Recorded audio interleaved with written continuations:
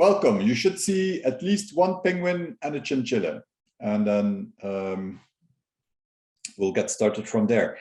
This is another JavaScript-based session, specifically JavaScript for pdfToolbox. If you missed last week's session, that was about JavaScript for pdfToolbox as well.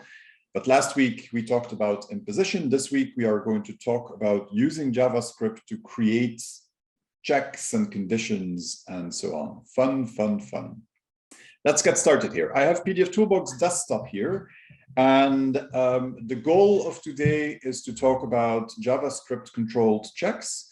This is a new feature that was added in pdfToolbox 13. So if you want to follow along or you want to try this afterwards, you will need to have at least pdfToolbox 13.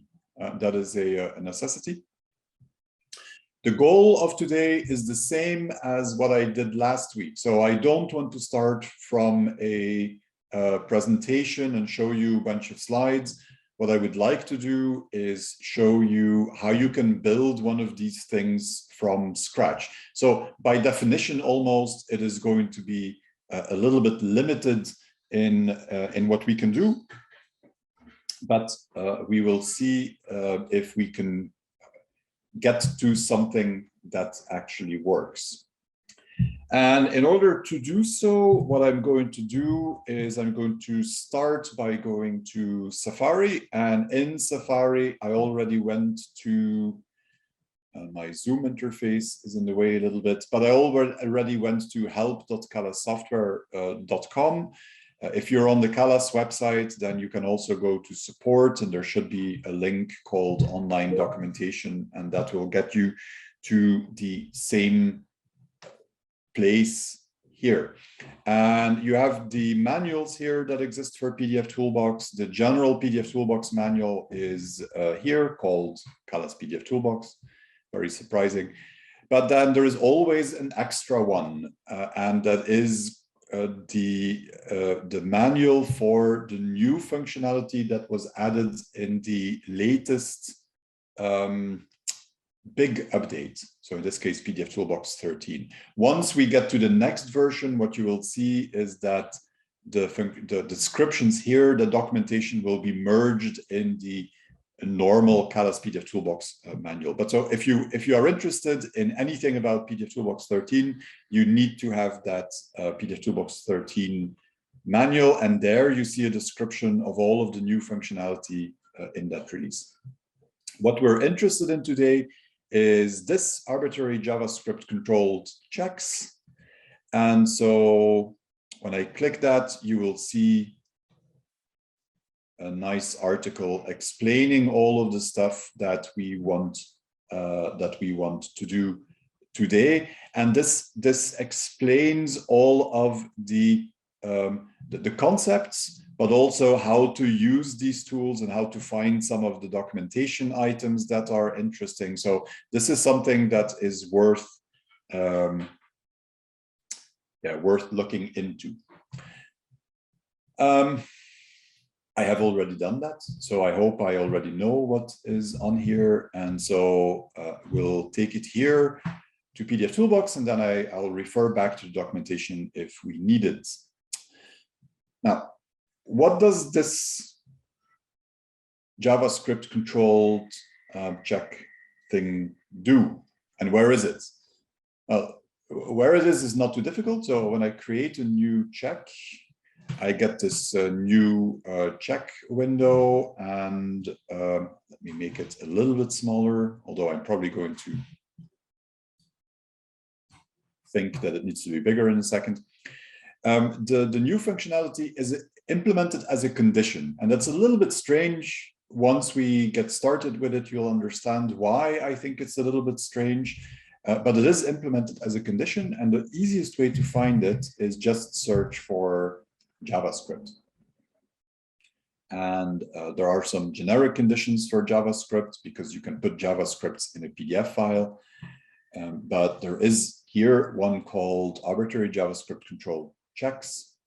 And when I say add, it will add that into my check. So I'm creating a check and let's give it a name. Document contains text. Let's do something with text. Document contain text. So this is the check that I'm making, and I'm adding a condition, and this condition area is blank. The reason it's blank is it's a JavaScript area, same as what we did last week. And what we need to do in here in this JavaScript area is also very similar to what we did last week. For imposition, what I said was you need to create an object. That object needs to have a particular structure, and structure in JavaScript means that it needs to have certain properties, and these properties need to have the correct type and then correct values and so on. So that is exactly the same here. And then for the imposition part, once we had created the object, we needed to return that to pdfToolbox. And that is exactly the same here. So let's see if we can do that. So I can say I'm going to create an object. I still might want to modify the objects afterward, but the object afterward, but I'm going to define it as const. And let's just call this config. And we want this to be an object. There. That gives us an empty object. And now I want to return that to pdfToolbox. And the way to do that is to write a line where the result of that statement is going to be the configuration object. You can do this in different ways as well. I could write a function here that returns the configuration, and then I could call that function here. That would look a little bit more normal perhaps, but this is just as good. What does this have to contain? Well, there are two things I can do in here, and we're going to start by the simplest. And the simplest is that I can have a property in here that is called conditions. And so I can have conditions, and that should be an array, a list, and I can have checks.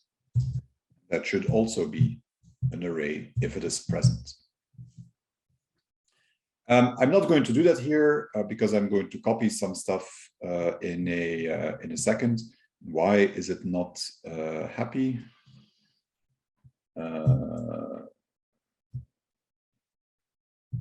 That is a good question. It has to be a comma, not a semicolon. Oh, thank you. Of course. See, I was planning to copy it from somewhere else. I should have done that from the start. So it can be conditions, it can be checks. It can be both, or it can be only one. And we're going to start with the simplest use case. And the simplest use case is that this condition, this arbitrary JavaScript controls checks condition, allows me to add conditions to the check that I'm building. And then you would expect to see a list of conditions here that I want to add. Actually, strictly speaking, there shouldn't be a comma at the end, but I can. That is in modern JavaScript, it is supported both ways. So I will have to add my conditions here. Now, how do I know what condition I want to add? And this obviously depends on the condition. As you know, in this list of conditions, there are an awful lot of conditions. They all need particular parameters, or they might not need parameters at all. Here, I want to specify one of these conditions in JavaScript. And in order to do that, I need to know how pdfToolbox wants to do that. How do I figure out what I need? Well, what I can do is I can use, again, one of these helplines that I have here. And there are two that are very interesting. I have insert base check and insert configured check. Insert configured check, when I do that, will give me it will allow me to search all the libraries that I have. I can search it for a particular thing. So I could search for text. And then when I find something, I can steal the code for that if you want. I'm not going to do that here because I want to show you the other one first. And before I do that, I'm going to put my cursor at the very end of my JavaScript block, and you will see exactly why I do that in a second. So Make sure, if you're following along, make sure that the cursor is at the end somewhere where it can't do any harm. And then I'm going to do insert base check. Insert base check lets me see what I have now. I have what I was working on, and pdfToolbox opened a new blank check window for me. And now I can search for the condition that I want, or the conditions that I want. And in this case, I wanted to detect text. So I could say, is text is true? That is what I'm interested in. Yeah. I don't have to save this check. It is nowhere in my library. I'm just making something on the fly. And when I now say, OK, as you can see, pdfToolbox put all the JavaScript code that I need for this whole check, this base check, in my JavaScript window. So rather than having to read a bunch of documentation and have to puzzle things together myself, I can just quickly put in this base check, I can put some of the conditions that I want. I say OK, and then pdfToolbox shows me what this check would look like in JavaScript. And in this case, I'm only interested in the conditions. So I'm going to ignore most of the stuff that is here, and I'm going to focus on this bit, which is the array with the conditions. And you can already see what it does, but let me copy and paste it first. So this is what I was going to copy paste before there. And now that we've done that, we don't need the rest of this stuff anymore. So we're back to what we had before, my config object. My config object has a conditions property. It's written a little bit differently. I don't actually need that. I can write it like that as well if I want to. So I have my conditions property. The value of this conditions property is an array. That's why you have the square brackets. And in this array, I have one condition. And a condition is represented by another object, curly braces, and it has some properties that need to be set. Which properties? Well, one that is called property, and that is the identification to tell pdfToolbox which condition I want to use. And you can see what it says here, content stream. This is like one of those TV games where you have to complete the word, content stream. And then which one in the content stream group is text. Yeah. If I would look in my list of conditions here, you would find it in exactly the same place. So this would be page description, if I'm not mistaken. And then in page description, I would have something that is called, you see all the is ones already. So if I scroll down, I have is text. That is exactly the condition that we're interested in. And when we put that in our base check, if you remember, there was one property for this condition, and that property was, does it have to be text or not? And so there was an operator, and that operator had a Boolean value. It was either true or not true. And that is what it says here. So the condition is text, and the operator that I want to use is true. And remark that I didn't need to go to the documentation to find this. I don't have to know by heart what these things are. There are some other ways in which you could find this out as well from a type of documentation, and I will show that as well. But to get to this point, I didn't need to go to the documentation. I just did insert base check, and then I said, insert that in here. That gave me the definition of this whole check as JavaScript, and I took the conditions part from that. If we are either very smart or very lucky, this should now work. So let me save that, and when I run it, I get this. And that is exactly what we were expecting. I have a list of all the text in the document. So my check did what I wanted it to do. Can we make it more interesting? Yeah, of course we can make it more interesting. I could, for example, look for a particular type of font. So let's do this again. And we'll see that we have source sans in here. So that's a font that we could search for. How can I add additional properties to this? Well, again, I have two things that I can do. This is a property. Yeah, I have a list of properties in a check. So I could go to, is it font name? For example, base font name. I could add that. And so below my JavaScript condition that already takes up a lot of space, I now have a second property called base font name, second condition rather, and I could say base font name contains, that was nice, contains, and then was it source sans, or I don't know, I'll just say sans there. When I do tests, I still get all my text, and now it finds this text because we have in the triggers, it is text, and it also looks for my for the font name.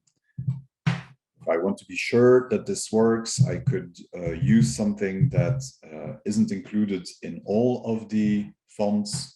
There, now I only find two matches, and these two matches are the two pieces of text that use the italic variant of the font. Yeah, so that works. So bottom line, it's not because you start using JavaScript to add some conditions in your check that you can't always at the same time use regular properties as well. I can combine these two things.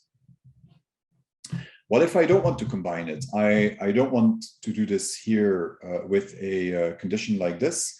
I want to add this new condition to search for the font name also in my JavaScript. Well, I can do the same trick, and I can say insert base check. That gives me an empty check again. Font name. And I'm going to configure it so that it's easy. So base font name contains light IT. And there I get the condition that I'm interested in, and I can add that. Watch out, if I have multiple objects in my array, I of course need a comma in between. So now my array contains two conditions. The first one is text, has to be true, and the second one says the base font name, and you can see that this one lives in the font group. The base font name should contain light IT. And if I do tests, that does exactly the same as before. Yeah. So I can add conditions either in JavaScript until I am at the point where I want to be, or I can add regular conditions just by selecting them here and adding them that way. There really is no difference between the two methods. There is no difference because what happens when I run this check? Well, pdfToolbox will look at this config object that we return. It will find a property called conditions. It will look at all of the objects that define conditions as objects in JavaScript, and it will add these conditions to my check. What happens if I include normal conditions in there? Exactly the same. pdfToolbox identifies that this is the condition I want, and it adds it to the check that will be run on the document. So these two things are identical. What is the difference then? Well, the difference, of course, is that here I have JavaScript.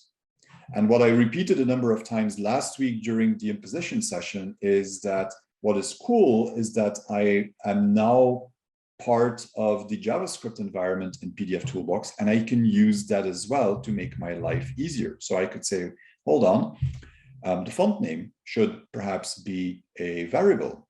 Yeah, and of course I can do that with regular conditions as well, but here I could do more complex calculations and stuff like that. So what if we want to tell pdfToolbox that there must be a variable in here? Well, I also have the insert JavaScript objects that you have in other places in pdfToolbox, where you have JavaScript, and I know that there is a JavaScript command that I can use, a function that is called app.requires. And that allows me to say that I want to have a variable. What is that? Well, I need to specify the key, the value, and the label. The key is how I identify this variable towards pdfToolbox. So this could be fp font name. Oh, it should be a string, right? Yes, it should be a string. And then I need a value, which is the default value. So if I don't specify a variable, what, or if the user just clicks OK in this case, what is going to be used? We'll set that to Courier, always a nice font. And then the label is what is going to be shown to the user in the variable dialog. Yeah. So doing this gives me an opportunity to specify a variable. And now pdfToolbox will know that it needs to bring up the variable dialog before it does something else. If we want to do that, of course, we also have to use that variable afterwards. And so I could replace this literal string that I have in here to search for light italic. I could replace that with my variable. And the way to do that in pdfToolbox JavaScript is to go to the object that stores all the variables, and that is app.vars. And there I can specify the font name, or the variable name rather, and that will be replaced by pdfToolbox with the value of the variable fp font name. So let's save that. And when I now say analyze, the first thing that happens is that I get a question for a variable called Courier in this case. And if I say OK, it finds nothing because there is no Courier in this document. If I run it again and I do the same as we did before, I search for light, IT was part of it. And then I again find the two instances of the text that use that.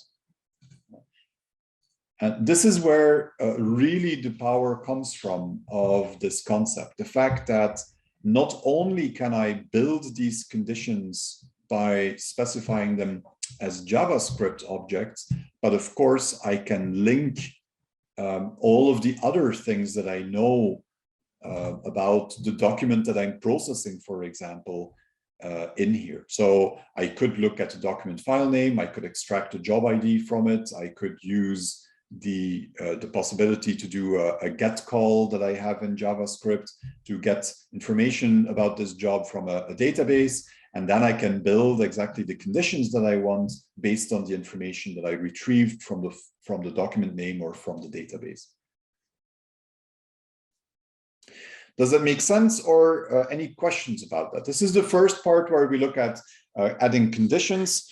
Next, I want to talk about creating complete checks, but this is a good time to see if anyone has questions. And if you have them or you don't understand what I'm doing here, it's a good time to ask. It's also a good time for me to drink some tea. So better come up with a question.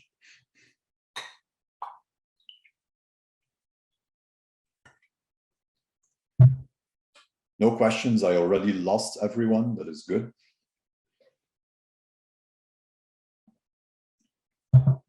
So we had our variable, we had a config object that we return, and it has conditions in there. Yeah. Let's see if we can make this a little bit more interesting. How do I make it interesting? Well, I could delete all of the conditions, and we could look at the second thing that you can do. And the second thing that you can do is define complete checks with this JavaScript. And now it comes to the point where I say, And this is maybe a bit of a violation of what I consider to be a condition and the whole conditions system. Normally, in pdfToolbox, you create a check. That check has conditions, and the conditions that you add define what the check is going to do. With this JavaScript setup, I can actually create completely new checks. So in fact, the check that I have here becomes quite useless if you want. The actual checks are going to be defined by the JavaScript. And you could combine these two things as well. Yeah, but what I could do is say checks. Let's see if I remember it properly, what I need to do now.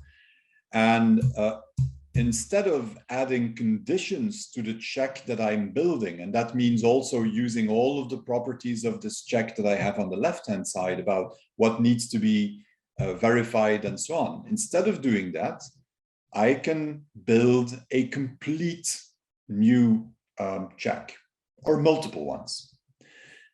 Same system.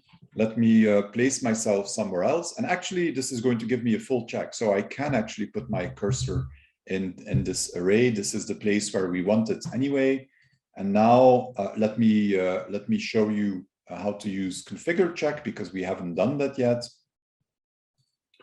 So I think I have something with images, but I don't know whether my document has something with images. So we'll find out, I guess. So this is a check that says detect images. There should be an image in there, a color image. So we're just going to insert that one there. What happened? Well, where my cursor was, I now have the full JavaScript representation. Let me see if I can make it a little bit bigger again. The full JavaScript representation of that particular check. And remember that I created my checks property as an array. The value of that array, what is in that list, should be complete checks. So I'm actually not doing anything that is bad. I can just leave that in here, and there. Now we have an array. I have one element in that array. It is a check.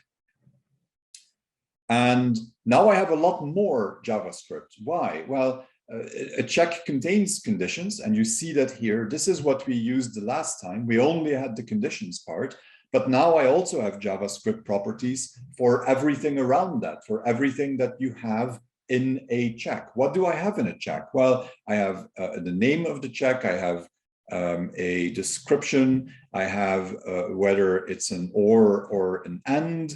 I have a custom ID. All of these things I can now define in JavaScript. Yeah. So the comment here is identifies all color images. The comment doesn't interest me. What I want is the name. So this here. And if I want to change what is going to end up in my preflight report, I can modify this. And I could say detect images is kind of weird. Let me say document contains color images. That is what it does. Yeah. So I can modify all the properties of this check in here. I can also modify the conditions that I have in this check. And what will happen when I run this? Well, when I run this, pdfToolbox will look at the config object that we give it. It will see that there is a list of checks in there. And then it will interpret this object that defines that check, and it will create a check from it. If I have multiple objects in this array, it will create multiple checks. And we will do that in a second so that you can see that as well. But let's see whether we did it properly and whether that does something. So remark that my check is now called document contains text still. I haven't changed that. And I do analyze, it says document contains color images, and it found a color image for me.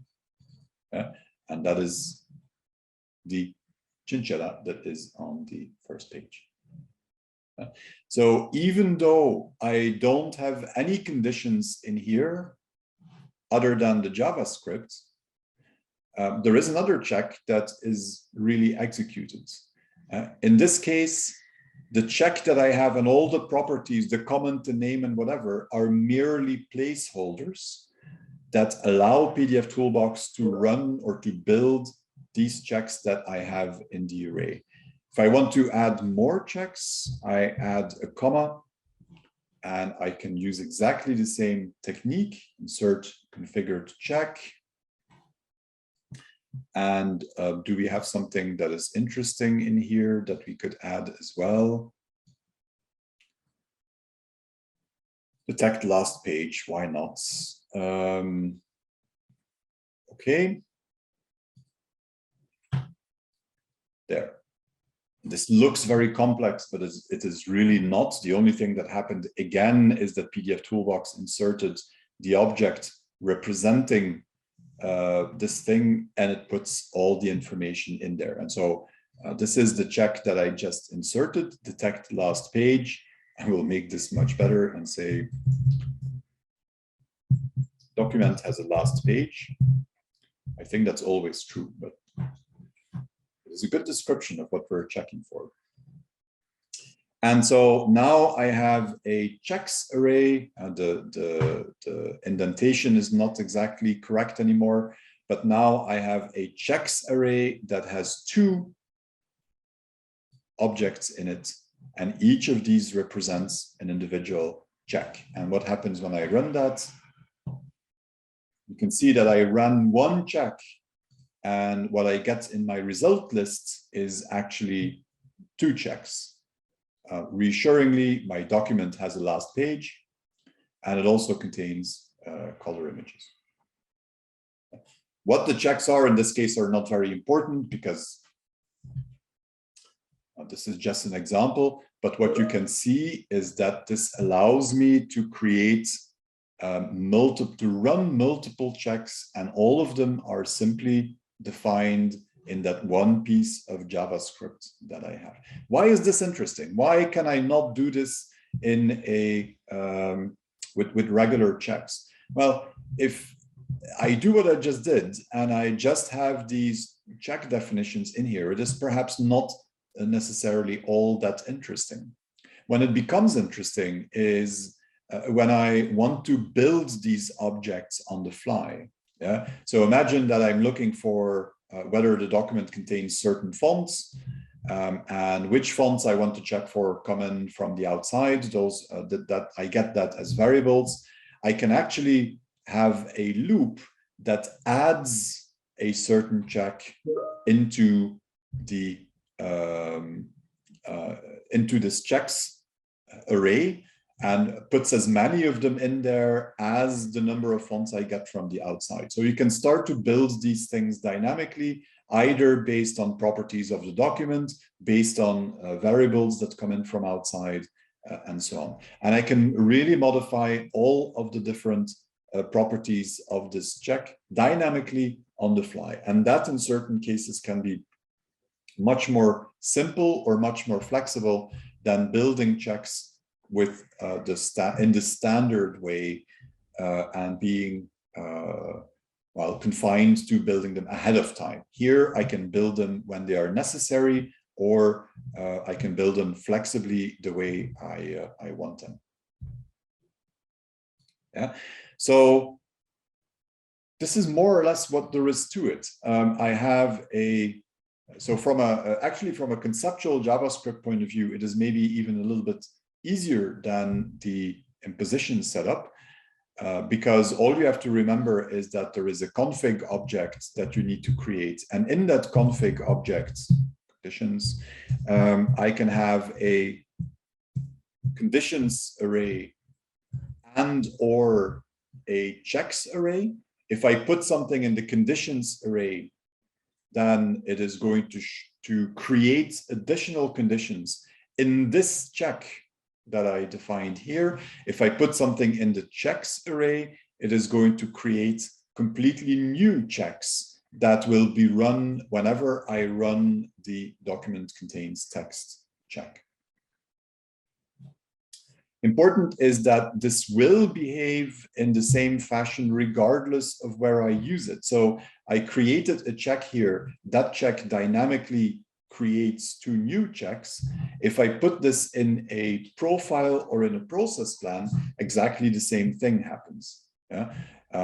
They will be created on the fly. So in fact, you could create a profile and put one check in there, and that check would, using JavaScript, build all the other checks that you want. That's perhaps a little bit overkill, and there are probably easier and faster ways to do things, but it is possible to do that. And even though you put this in a profile, in your JavaScript, you can control, for example, also, where is it? Here, you can control, for example, also the severity of the check. So if I wanted to report color images as an error, but I wanted to, where is it here? I wanted to report the last page of the document as a warning, then I can do that as well. And there you go. So you really control all the properties of this check that you are running. And the first one is now an error. The second one is now a warning. Normally, this is not possible. If you run a check by itself, it will always be reported as an error. And that is the default way pdfToolbox handles that. It is only when you put checks in a profile that you get the ability to identify them as an error, a warning, or an informational item. But here with JavaScript, when I create a new check, I can also control the severity directly. So that's more or less it. However, I do want to show you the other things that you have in here. The bottom three you should recognize from other places in pdfToolbox where you have JavaScript. So this is nothing new. JavaScript objects is what I showed before. That's the list of all the JavaScript objects and functions like app.document, app.doc.document file name, or app.doc.pages, all the standard ways of looking at the document. Insert variables is also standard and shows you a list of all the variables in this library and lets you insert one of those. And insert JavaScript snippets are examples of small pieces of JavaScript that you can insert. So this is all standard, and it comes back everywhere where there is JavaScript in pdfToolbox. Then we have this insert base check. We looked at that. This is where you get an empty check, and then you can put in some conditions, and you can configure it. And when you say OK, pdfToolbox gives you the JavaScript for that particular check. And the same for insert configure check, but there you don't build it on the fly. You take a check that already exists in your library. And of course, this is really good practice because this lets you build a check first using the standard tools, and then it lets you test it. And when you're sure that it does exactly what you want, then you use it in here and you get its JavaScript equivalent.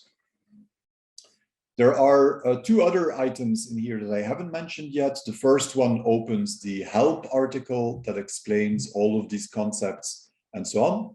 I'm not going to do that. We already were there before, so that is fine. The last one says open list of all base checks, and if it would work there, that opens a very, very long list of all of the checks and conditions and so on that you have. And where this can be quite interesting is that in some cases you have to specify certain values. So for the operator, we already saw that before.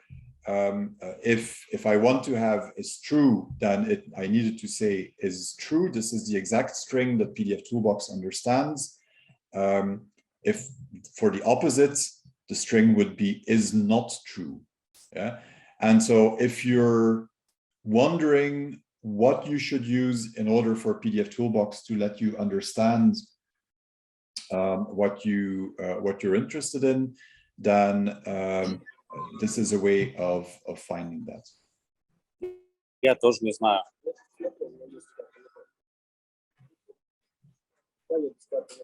Yeah, it is most useful when you have operators, for example, or other properties where you have multiple potential values.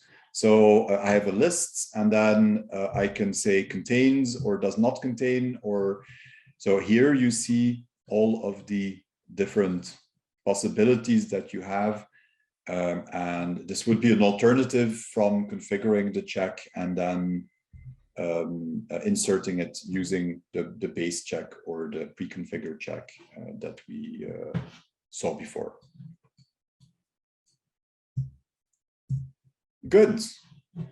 I think for once I am not going to use my full hour. So if someone insists on being late during a cafe, then you will have to ask 17 minutes of questions now. Let me see if there are already questions in here.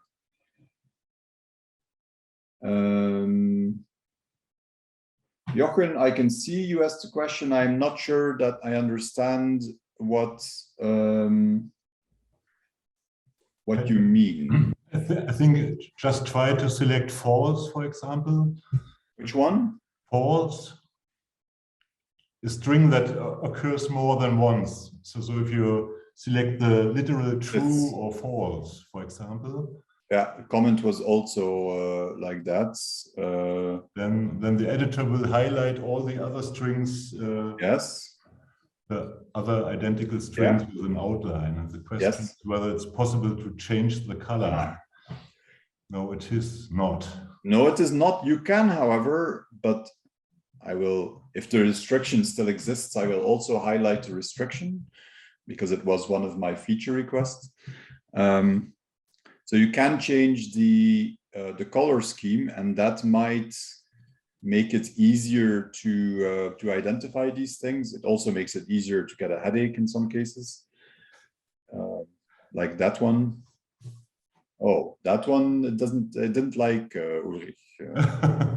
So yeah, so much for, so don't use that one. Okay. I'll try it again just to be, now it works. So maybe it's if you do it a couple of times that there is a problem. So you can change the color scheme, but if I'm not mistaken, this is not saved yet. So if I reopen it, you always start with tomorrow.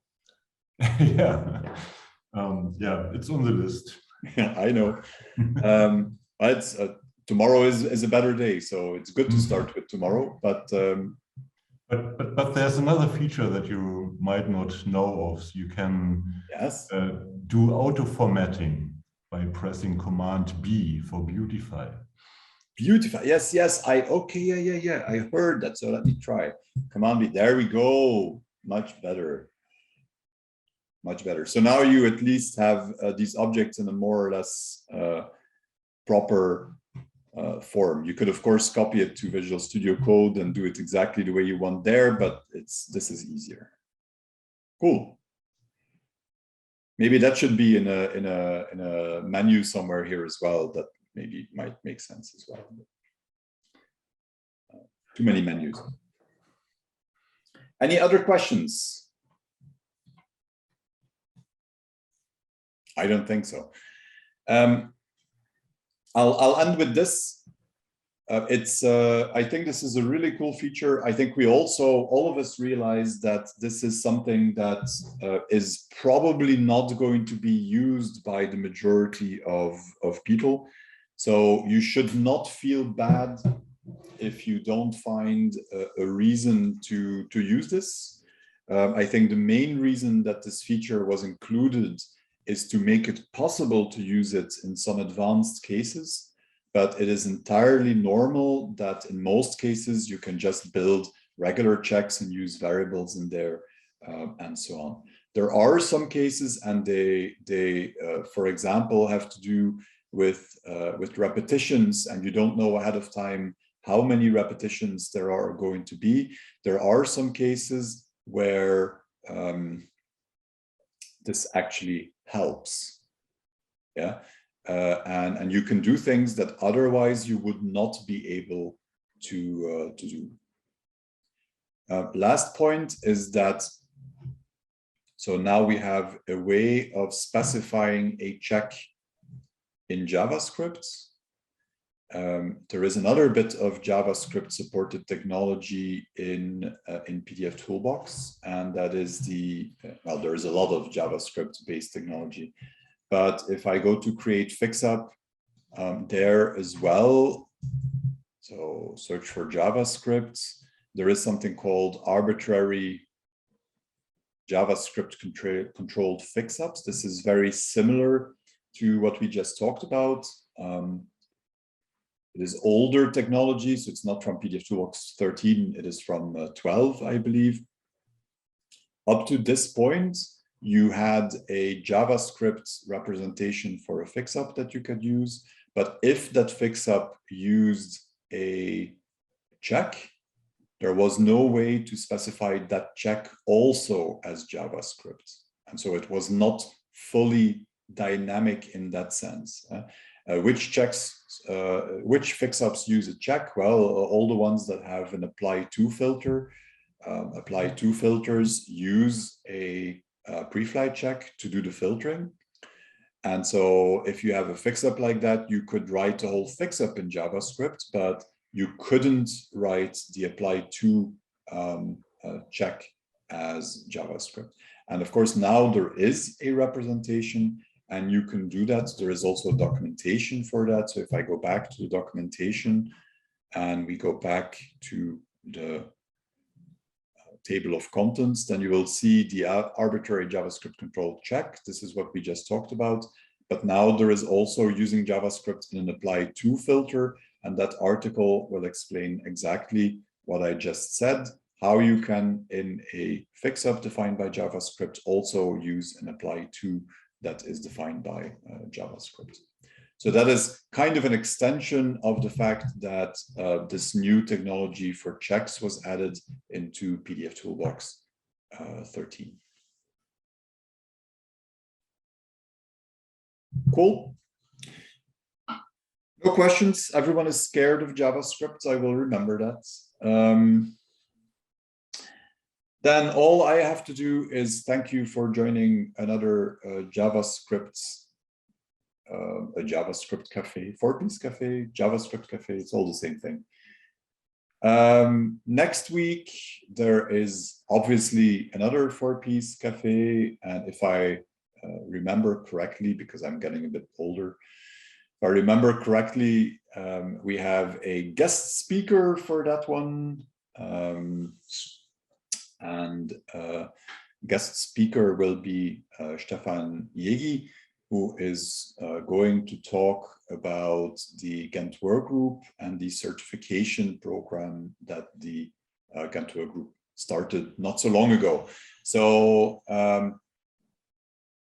that means I will not have to speak the whole hour, but Stefan will do that. So come back for that one. You can already register for it. Go to the Callas Software website or the 4Pees website.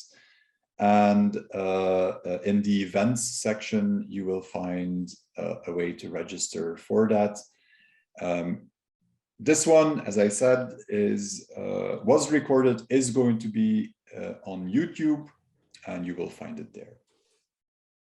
Thanks very much for joining, and I will see you again in an upcoming cafe. Have a great rest of the day. Bye.